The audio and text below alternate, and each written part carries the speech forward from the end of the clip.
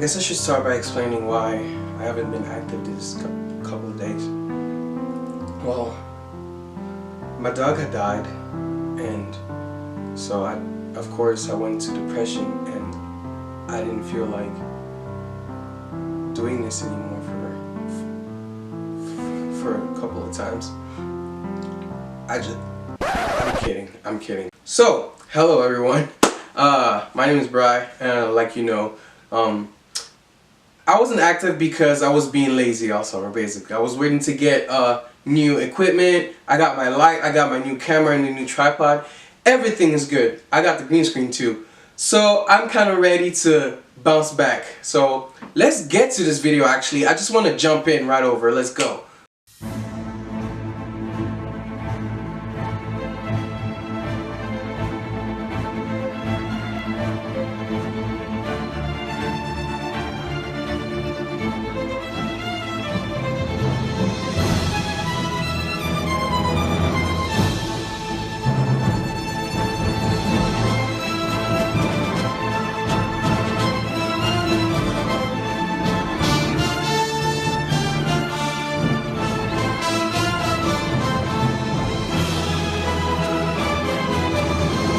So, I guess I should start by telling you how important Spider-Man is for me. I might be a little bit biased because I read a lot of comics, but I love Spider-Man because he's that one super underground hero that, you know, everybody kind of like underestimates. He's got a lot of responsibilities onto him, you know, it's Peter Parker and all that, but what people see normally is like, oh, it's just Spider-Man, he's got super strength and he shoots webs. Like, that's it? Okay, but there's a lot of heroism into there. If anything, Captain America respects Spider-Man for that because he's one of the few heroes that sticks to his words till the end. So a little bit of background on this Peter Parker, right? I know everybody knows, they've watched the movie, they've watched the first movie with Tobey Maguire, which is okay. He has been a normal Peter Parker, he has been a good Spider-Man, I guess, but these movies didn't get in touch on who Spider-Man actually is. So we all know the quote about, with great powers comes great responsibility, right? Well, that quote comes from the movie and never from the comics. Never have I heard Ben Parker talking about that. Moving on. In Spider-Man 2, well, Andrew Garfield, I don't know, he was too cool as Peter Parker. Sure, he was in college and all that, you know, new life, Gwen Stacy, stuff like that. Okay, let's stop for a moment. Peter Parker is not that cool. Peter Parker is a nerd, underestimated by everyone in high school and in college. In college, I guess he gets like a little bit less bullied, but he still has a lot on his plate, especially as Spider-Man. Now, Andrew Garfield as Spider-Man wasn't that bad. Actually, it was very good. He took the comic side of Spider-Man and all that, and that was great. Now, Tom Holland, that's only my personal opinion, of course, was the best. Yes, he was the best. Now let's go to the movies. We have realized that in the movie, Peter Parker didn't really know his powers. He didn't really know his suit. He didn't really know how to work with him. His spider senses weren't even working that well, right? And first of all, the first thing that popped up to me was his spider senses. His spider senses didn't work well. And the proof is when Ned showed him that little Lego Darth Sidious, he didn't realize Ned was there because he wasn't concentrating enough. This is young 15-year-old Peter Parker that still doesn't know how to work his powers well. Let's talk about Aunt May. She is young, yes, but you see, she's widowed. Ben Parker just died and there's a lot of going on. She has to raise Peter and she wants to protect him with all her being. Which is something that Peter Parker wants her to like not know that he is Spider-Man, just to protect her. I mean, how many people would go after her if they knew that she was related to him? If she even knew something, right? Let's talk about Birdman Michael Keaton. Yes! He's done his job. Now, some people didn't like him because he didn't have any reason, right? He had a big house, a beautiful daughter, a beautiful wife. Anything he had was perfect. Why did he even need to get all that? This is the vulture we're talking about. Greed. greed came upon him. Notice that final scene whenever he was about to kill Spider-Man? Well, he didn't kill Spider-Man, and why? That is because he saw the materials that was behind him. He was so greedy, he was like, yeah, I'm gonna get that because that's what I came for. He knows his objective, and he didn't realize his suit was malfunctioning and he was about to die. Because of what? Greed. Okay, done with the intro. Let's start with the Easter eggs. So the first thing in the whole movie, the first thing that we saw after that whole introduction, right, was that music. Yes! As soon as I heard that in the Marvel 2, that was like, ugh! That's the way to do it. That got me so excited. I was like, yep, that's the movie right there. Don't tell me anymore. Next. Now, Birdman's suit originally wasn't really made out of alien material, of course. It's the comics. We can do whatever we want, right? There was just kind of like synthetic stuff, organic, that he just put up feathers on his arms and just started flying. That's basically how it worked. But right now, this is a new whole, this is 2017, and we need to make improvements on how we do things, right? You're not gonna just make organic stuff and woo, I'm flying. No. That was a very good Vulture. That had a very good concept with all the things that are mechanical and the technology that was available. Especially when you had the Thinker who explored that technology and just made it his own. Let's fast forward everything to the high school, right? This is a new Peter Parker. He's 15 and everything's reinvented. Flash is not blonde anymore. His crush is not Mary Jane, and there is no Mary Jane inside. Ned is his best friend. I'm sorry, Harry. Not you. Ned was there first. Which probably makes me think something happens along the way. Maybe he changes at school, maybe, I don't know. Harry comes in and whoop, bye-bye Ned, he moves away. But let's rewind. Everything is new to this Peter Parker. Everything is new, everything is reinvented. But it doesn't matter.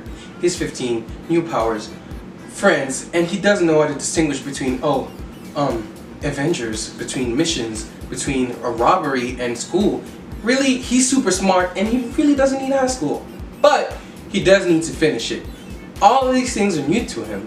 He tries to talk to Happy, he tries to talk to Tony, but he never gets a response back. Now, you might ask, like, oh, he knew all of these stuff, but he never responded. Let's take a moment to understand that Tony Stark isn't really good at parenting. He had his own parent issues. That has been shown in Civil War. He has his own parent issues. He doesn't know how to work with kids. He doesn't know how to work with people in general, if you see well.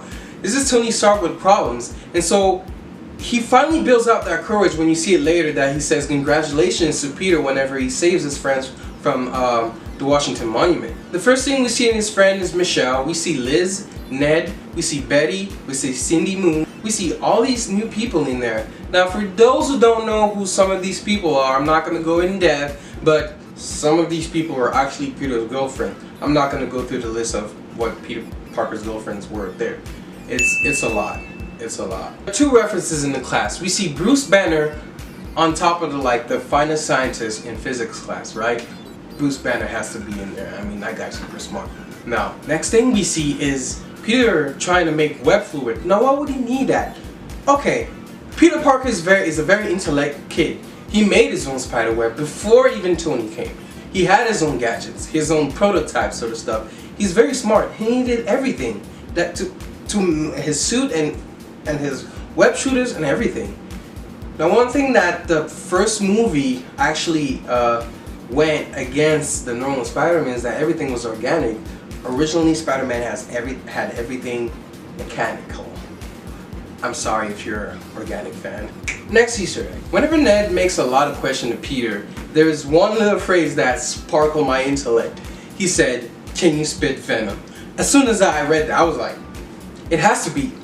Why else would you talk about venom? No, I don't care if you talk about spiders. No, you're talking about venom. Yes, that venom. Not that one, that one. Next Easter egg! Now when Peter goes and sees that big violet explosion, he goes and sees three people. Well, they're both the Shocker, I guess, and Donald Glover. He plays Aaron Davis. Who is Aaron Davis? He steals a lot of stuff and gets some money. But why is he really important in that movie? Later in the movie, he talks about a nephew. He said he doesn't want these weapons in that neighborhood because he has a nephew, right? That nephew is Miles Morales. Miles Morales is a Spider-Man from another universe, specifically the Ultimate Universe, where Peter Parker is dead and he is the new Spider-Man. Now, does that mean that our Peter Parker will die? Maybe, maybe not. Who knows? A lot of things can happen. And is this a hint to the next movie? Does this mean Miles Morales will appear in the MCU? Yes, he has been confirmed. Now, it might take a lot of time for our Black Spider-Man to come in and say, hey, we made it, let's go. Okay. It might take a lot of time for our little Black Spider-Man to come on the screen, but that gives us some hope for a brand new Spider-Man on the screen, not just Peter Parker. Now the next reference we have is the Kiss Her reference. If you haven't seen the first movie, go back and see it. You're too young. Anyways, talking about that Kiss Her, as soon as I said yes. As soon as I saw that, I was like, yes, this is the one. The one scene that we're always waiting for. Was he gonna kiss her? Obviously not in that one part. I'm pretty sure everyone who watched that probably noticed. Coming back to an Easter egg, from whenever Liz was falling down to the elevator, Peter shot a web, and that was a reference. Now it might be in my head, but I'm pretty much sure that what happened was a reference from The Amazing Spider-Man 2, from whenever Peter failed to save Gwen Stacy from that terrible, terrible fall.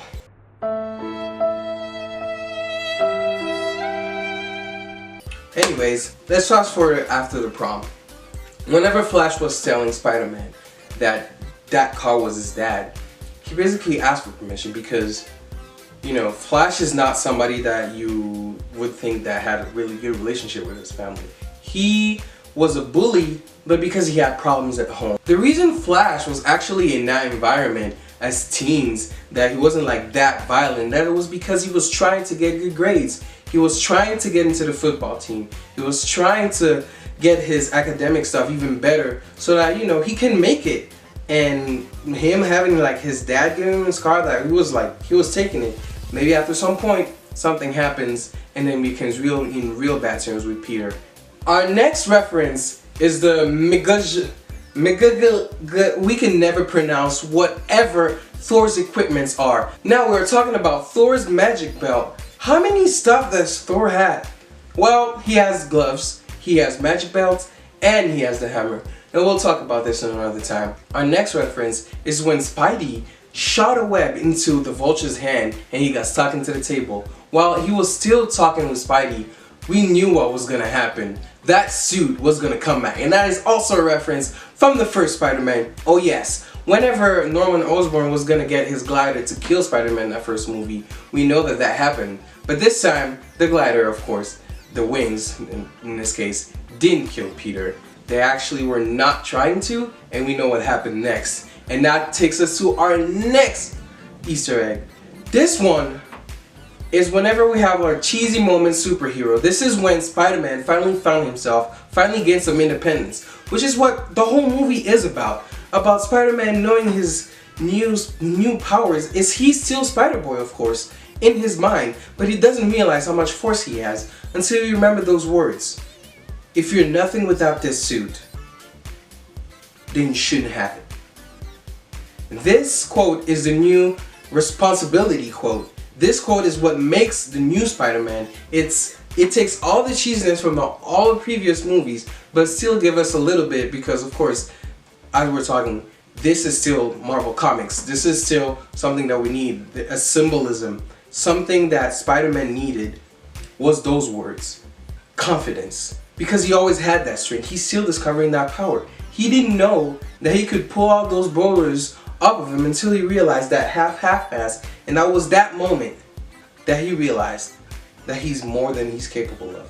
We discover later in the movie that Michelle is actually MJ. Yes, I know that in the beginning I wasn't that happy that she was going to be a new MJ because, you know, she's redhead and all of that. But this is actually good. They reinvented her. They didn't call her Mary Jane, they called her Michelle. I don't know what J stands for. Maybe Jane. Who knows? But this is a new MJ to Spider-Man. Who knows what is in store for those two in the future. I like that. I like how they reinvented MJ per se. That way, they can talk about another MJ without staining our image of Mary Jane. And now my favorite part of the movie. This is my favorite Easter egg. That new suit. I know what you're probably thinking. Peter was kind of down to get that, but he wasn't ready. He wasn't ready. That suit is the Iron Spider suit. I am pretty sure that you can't tell me it's not the Iron Spider suit. Come on, come on. Just that golden thing. I'm pretty sure that suit had every upgrade you could ever think of. Whew! I'm getting excited just by thinking about it. Now, why did Peter refuse that? Well, the reason is because he saw his home. He saw Aunt May. He saw that, I forget his name. That guy at the shop where he bought bread. He saw his neighborhood. He saw his friends, his high school, everyone back home. He didn't want to give that up. He wasn't ready yet. He's still discovering himself. He's 15. He still needs his aunt and everything. Our next Easter egg was the reference of when Happy was still holding that ring since 2008. The first movie, the first time the MCU appeared. That was like 9 years ago, almost 10 years ago. He always had that ring. Pepper was gonna get married to Tony Stark no matter what. Even though they had a little separation at the time, they're still great together. Now, this is not an Easter egg. It's just when May finds out, I didn't really like it. I thought it was too soon, but this helps the relationship with Peter Parker and May. It will help her understand what he needs to do, and it will help him understand how May feels about all of this. Our next reference is the post-credit scenes. Why did Vulture not tell anyone about Spider-Man? I got two options. First, he owes Spider-Man because he saved his life, but that's it. That's it. That's the only thing he'll need. He's still greedy. He's still the Vulture. He still wants money. And the other one is, well, if they discover that he is Peter Parker, they might discover that his daughter went to school with him. They might try to hurt her. They might try to hurt other people. And that, he wasn't gonna have it. Now, the last thing I want to talk about is that stupid end credit scene. I'm gone. Bye. This is the end of the video, by the way.